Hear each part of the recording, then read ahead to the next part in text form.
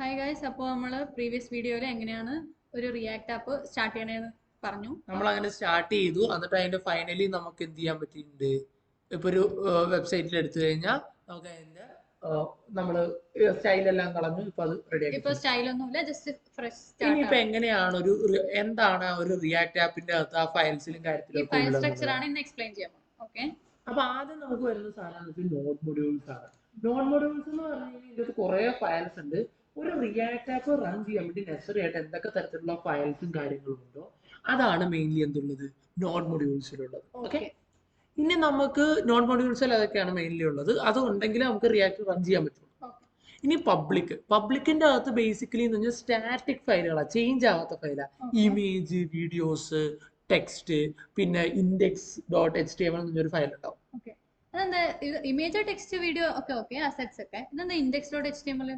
അത് മെയിൻലി സംഭവം എന്ന് വെച്ച് കഴിഞ്ഞാൽ നമ്മൾ ബേസിക്കലി വെബിന്റെ ലാംഗ്വേജ് എന്ന് പറയുന്നത് HTML CSS ജാവാസ്ക്രിപ്റ്റ് അല്ലേ.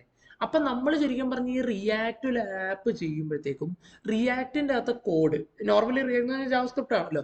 ഈ ജാവാസ്ക്രിപ്റ്റ് ആയിട്ടുള്ള കോഡ് നേരെ HTML ഇൻജക്ട് ചെയ്യുക ചെയ്യേണ്ടത് ത്രൂ. നമ്മളിപ്പോ ഇവിടെ നോക്കി കഴിഞ്ഞ് കഴിഞ്ഞാൽ div id equal to root എന്ന് പറഞ്ഞൊരു ഭാഗമുണ്ട്.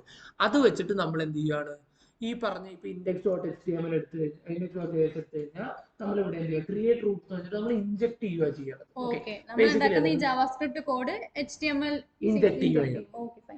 ഇനി നെക്സ്റ്റ് അപ്പൊ പബ്ലിക്കില് സ്റ്റാറ്റിക് ആയിട്ടുള്ള ഫയൽസ്. ഓക്കെ, ഇനി SRGയിലാണ് ഡൈനാമിക് ആയിട്ടുള്ള നമ്മളിപ്പോ ഈ കമ്പോണൻസും നമ്മുടെ ഫയൽസും ഒറിജിനൽ ആയിട്ടുള്ള നമ്മൾ വെബ്സൈറ്റ് മുഴുവൻ ചെയ്യണം. അത് മുഴുവൻ എടുത്തിട്ട് നമ്മൾ ഇൻഡെക്സിൽ ഇൻജക്ട് ചെയ്യണം. അപ്പൊ ഇൻഡെക്സ് ഡോട്ട് JS അതേപോലെ ഇനി എക്സ്റ്റേണൽ CSS സ്റ്റൈല്, ഇനി എന്തെങ്കിലും പുതിയ പുതിയ കൺസെപ്റ്റ്സ് കാര്യങ്ങളൊക്കെ കോൺഫിഗറേഷൻസ്. ഇനി നമുക്ക് അടുത്തതെന്ന് പറഞ്ഞു കഴിഞ്ഞാൽ അടുത്തതായിട്ട് തന്നെ ഗിറ്റ് ഇഗ്നോർ എന്ന് പറഞ്ഞാൽ ഡിഫോൾട്ട് ആയിട്ട് വരുന്ന ഒരു സംഭവമാണ്. നമ്മൾ ഗിറ്റ് ഹബിൽ നമ്മുടെ കോഡ് കയറ്റുമ്പോഴത്തേക്കും എന്ത് എല്ലാ ഫയൽസും ആവശ്യം ഉണ്ടാവില്ല. ഇപ്പൊ നോട്ട് മൊഡ്യൂൾസ് ഒക്കെ ലാർജ് എമൗണ്ട് ഓഫ് മെമ്മറി ഉള്ളതാ. അത് നമ്മൾ കേട്ടേണ്ട ആവശ്യമില്ലല്ലോ, കാരണം നമുക്ക് NPM വെച്ച് വീണ്ടും ഇൻസ്റ്റാൾ ചെയ്യാൻ പറ്റും. അതുകൊണ്ട് നമ്മൾ ചില ഫയൽസ് എല്ലാം ഒഴിവാക്കാനുണ്ട്. അത് റിമൂവ് ചെയ്യുന്ന ഫയൽസ് എല്ലാം നമുക്ക് മെൻഷൻ ചെയ്യണത് ഗിറ്റ് ഇഗ്നോറിലാണ്. ഇനി അടുത്ത പാക്കേജ് ഡോട്ട് ലോക്ക് എന്ന് പറഞ്ഞു കഴിഞ്ഞാൽ മെയിൻലി നമ്മൾ അധികം ഭയങ്കരമായിട്ട് ശ്രദ്ധിക്കേണ്ട ആവശ്യമില്ല. പാക്കേജ് ഡോട്ട് ജെയ്സൺ ആണ്. ജെയ്സണിലെ അകത്തുള്ള കാര്യങ്ങളിലെ കൂടുതലായിട്ടുള്ള കോൺഫിഗറേഷൻസ് ഒക്കെ അതിന്റെ സെറ്റ് ചെയ്തത്. ജെയ്സണിലാണ് നമ്മുടെ ആപ്പ് ഏതാണ്, ആപ്പിന്റെ നെയിം, വേർഷൻ, യൂസ് ചെയ്യുന്ന ഡിപ്പെൻഡൻസീസ്, എങ്ങനെയാ ആപ്പ് സ്റ്റാർട്ട് ചെയ്യുക, അതൊക്കെയാണ് നമ്മൾ ഇങ്ങനെയുള്ള മെയിൻ ആയിട്ടുള്ള ഒരു വെബ്സൈറ്റിന്റെ റിയാക്ട് ആപ്പിന്റെ configuration full package dot JSON handle ചെയ്യണം. Okay, fine. അപ്പൊ സ്ട്രക്ചർ ഈ റീഡ്മി MD എന്താ? റീഡ്മി എന്ന് പറഞ്ഞു കഴിഞ്ഞാൽ ബേസിക്കലി ഇത് റീഡ്മി എന്ന് പറഞ്ഞു കഴിഞ്ഞാൽ നോർമലി ഒരു റിയാക്ട് ആപ്പിന്റെ അകത്ത് അല്ലെങ്കിൽ ഇപ്പൊ ഒരു ടെക്സ്റ്റ് ഫയലാണ്. അതിന്റെ അകത്ത് എന്ത് ചെയ്യാം, പലതരത്തിൽ ഇപ്പൊ ഇമേജും കാര്യങ്ങളും ഒക്കെ വെക്കാം. ഇപ്പൊ ഗിറ്റബിലൊക്കെ കാണിക്കുമ്പോൾ അത്യാവശ്യം നല്ലതായിട്ട് ഒരു പ്രൊജക്ടിനെ കുറിച്ചുള്ള ഡീറ്റെയിലും കാര്യങ്ങളൊക്കെ പ്രൊവൈഡ് ചെയ്യാൻ പറ്റും. എന്റെ പ്രൊജക്ട് എന്തിനാണ്, എങ്ങനെ സ്റ്റാർട്ട് ചെയ്യാനെന്നൊക്കെ നമുക്ക് ഒരാൾക്ക് വായിക്കാം, ഒരു ടെക്സ്റ്റ് ഫയൽ പോലെ പെട്ടെന്ന് മനസ്സിലാവും വേണ്ടി. അപ്പൊ നമ്മൾ കഴിഞ്ഞ വീഡിയോയിൽ പറഞ്ഞല്ലോ നമ്മൾ എക്സ്റ്റേണൽ സ്റ്റൈൽസ് എല്ലാം ഉപയോഗിക്കണേന്ന്. നമ്മൾ യൂസ് ചെയ്യുന്നത് ഏതാ? Tailwind CSS ആണ്. അപ്പൊ എങ്ങനെ Tailwind CSS റിയാക്ട് ആപ്പിൽ ഇന്റഗ്രേറ്റ് ചെയ്യാന്നുള്ളത് നമുക്ക് ഈ വീഡിയോയിൽ കാണാം. ഓക്കെ, അപ്പൊ നമ്മൾ നേരെ എന്ത് ചെയ്യാം, Tailwind CSS നമ്മൾ എന്ത് ചെയ്യും, മെയിൻലി സ്റ്റാർട്ടിങ്ങിൽ എന്ത് ചെയ്യും, Tailwind CSS എന്ന് സെർച്ച് ചെയ്യും. Tailwind CSS മെയിൻ പേജിലേക്ക് വരയ്ക്കും. ഓക്കെ, ഞാൻ Tailwind CSS സെർച്ച് ചെയ്യും. അപ്പൊ Tailwind CSS മെയിൻ വെബ്സൈറ്റിലേക്ക്. Tailwind CSS എന്താണെന്നുള്ളത് ഒരു സിമ്പിൾ ആയിട്ട് കാണാൻ വേണ്ടി ഇത് ഹെൽപ്പ് ചെയ്യും. കാരണം എന്താ, വളരെ സിമ്പിൾ ആയിട്ടുള്ള ക്ലാസ് നെയിംസ് കാര്യങ്ങൾ കൊടുത്തിട്ട് നമുക്ക് എന്ത് ചെയ്യാൻ പറ്റും, ഭയങ്കര വലിയ ഇമ്പോർട്ടന്റ് ഒരു എക്സ്റ്റേണൽ സ്റ്റൈൽ ഷീറ്റ് വേണ്ട. എന്താ പറയാ, നോർമലി നമ്മൾ എങ്ങനെ സ്റ്റൈൽ ചെയ്യാം, ഒരു ക്ലാസ് നെയിം കൊടുക്കും, ആ നെയിം വെച്ച് റെഫർ ചെയ്ത് ആ സ്റ്റൈലിൽ നമ്മൾ കർലി ബ്രാക്കറ്റ്സിൽ ചെറിയ ചെറിയ സ്റ്റൈലുകൾ കൊടുക്കാനൊക്കെ ഭയങ്കര ബുദ്ധിമുട്ടാണ്. മാത്രമല്ല എപ്പോഴും അങ്ങോട്ടും ഇങ്ങോട്ടും സ്വിച്ച് ചെയ്യണത് ഭയങ്കര പാടാണ്. HTML തന്നെ നമുക്ക് എങ്ങനെ സ്റ്റൈൽ ചെയ്യാന്നുള്ളത് നമുക്ക്. ഇനിയിപ്പോ നമുക്ക് എന്ത് ചെയ്യാം, പൊക്കത്തോട്ടൊന്ന് സ്ക്രോൾ ചെയ്ത് കഴിഞ്ഞാൽ ഡോക്സ് ഉണ്ട്. ആ ഡോക്സിലാണ് നമ്മൾ ഇത് എങ്ങനെ ഇൻസ്റ്റാൾ ചെയ്യാൻ നോക്കണം. അപ്പൊ Tailwind CLI എന്ന് പറഞ്ഞൊരു സംഭവം ഉണ്ട്, അതാണ് നമ്മൾ മെയിൻലി ഉപയോഗിക്കുന്നത്. അപ്പൊ നമുക്ക് എന്തുണ്ട്, ഇപ്പൊ ആദ്യം തന്നെ npm install -d Tailwind CSS, ഇതാണ് നമ്മുടെ ഫസ്റ്റ് കമാൻഡ്.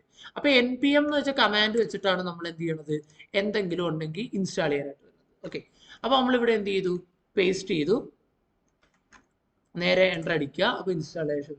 ഓക്കെ, അപ്പൊ npm എന്ന് പറഞ്ഞത് വെച്ചിട്ടാണ് നോഡിൽ എന്ത് വേണമെങ്കിലും ഇൻസ്റ്റാൾ ചെയ്യാം. ഓക്കെ, ഇനി നമുക്ക് എന്ത് ചെയ്യാം npx tailwind css init. Okay, അപ്പൊ ഇനീഷ്യലൈസേഷൻ കുറച്ച് നമ്മളായിട്ടൊന്നും ചെയ്യേണ്ട ആവശ്യമില്ല. ഇവിടേക്ക് ഇൻസ്റ്റലേഷൻ ഇനീഷ്യലൈസ് ചെയ്ത് കാര്യങ്ങളൊക്കെ വരാൻ വേണ്ടിയിട്ട് ഇനീറ്റ് നമ്മൾ ഉപയോഗിക്കണം.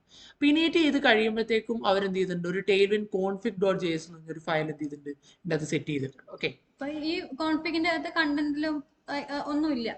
അപ്പൊ നമുക്ക് എന്ത് ചെയ്യാം, നേരെ പോയി കഴിഞ്ഞാൽ ഇനി അടുത്തതായിട്ട് അവർ എന്ത് ചെയ്തിട്ടുണ്ട്, നമ്മൾ ഈ കണ്ടന്റ് ചേഞ്ച് ചെയ്യേണ്ടത് SRCന്റെ അകത്തുള്ള HTML JavaScript മെൻഷൻ ചെയ്യുന്നുണ്ട് നമ്മൾ പാത്ത് എന്ന് വെച്ചാൽ എല്ലാ ഫയൽസിലേക്കുള്ള പാത്ത് നമ്മൾ എന്ത് ചെയ്യണം, മെൻഷൻ ചെയ്യണം. എന്നാലേ ഈ ത്രൂ ഔട്ട് പ്രോജക്റ്റ് എനിക്ക് Tailwind CSS ക്ലാസ് അപ്ലൈ ചെയ്യാൻ പറ്റും. ഞാൻ ഈ എൻറ്റയർ കോഡ് കോപ്പി ചെയ്തിട്ട് ജസ്റ്റ്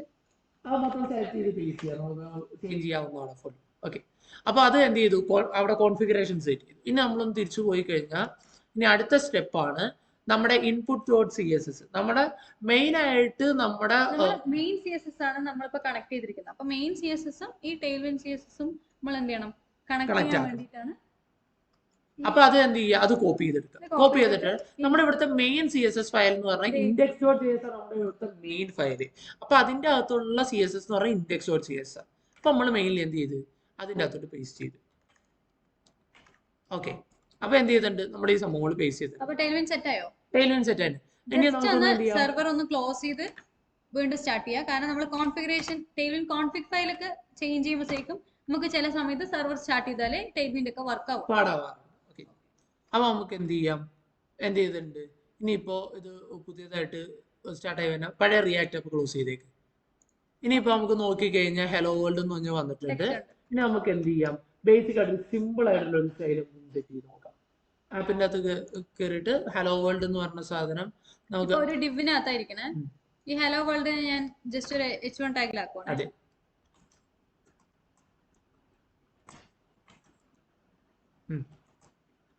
ഹലോ വേൾഡ്. എന്നിട്ട് ഞാൻ ഇതിന് എന്ത് ചെയ്യും, ക്ലാസ് നെയിം ആട്രിബ്യൂട്ട് കൊടുക്കും. ക്ലാസ് നെയിം ആട്രിബ്യൂട്ടിന്റെ വാല്യൂ എന്ത് കൊടുക്കാം, നമുക്ക് Tailwindൽ എങ്ങനെയാ കളർ ചെയ്യാം. നമുക്ക് Tailwind കളർ ചെയ്യാൻ വേണ്ടി ടെക്സ്റ്റ് ഹൈഫൺ നമ്മുടെ കളർ ഏതാണോ ഹൈഫൺ നമ്മൾ അതിന്റെ ഒരു ബ്രൈറ്റ്നെസ് ആണ് നമ്മൾ നോക്കണം. അപ്പൊ റെഡ് ഹൈഫൺ 500 എന്ന് വെച്ചാൽ 500 ആണ് അതിന്റെ ബ്രൈറ്റ്നെസ് വേണ്ടിട്ട്. അപ്പൊ അതിന്റെ കളറൊക്കെ ഐഡിയിൽ വ്യക്തമായിട്ട് കാണിക്കും കേട്ടോ. ഓക്കെ, അപ്പൊ നമുക്ക് എന്ത് ചെയ്യാൻ നോക്കിക്കേ, കണ്ട അപ്പൊ കളർ നമുക്ക് മാറിയിട്ടുണ്ട്. അപ്പൊ നമ്മൾ എന്ത് ചെയ്തിട്ടുണ്ട്, Tailwind ഇവിടെ സെറ്റ് ചെയ്തിട്ടുണ്ട്. ഇനി Tailwind ഡീറ്റെയിൽ ആയിട്ട് എന്തൊക്കെ തരത്തിലാണ് Tailwind യൂസ് ചെയ്യണമെന്നുള്ളത് നെക്സ്റ്റ് വീഡിയോയിൽ നമുക്ക് കവർ ചെയ്യാം. Okay, stay tuned, by.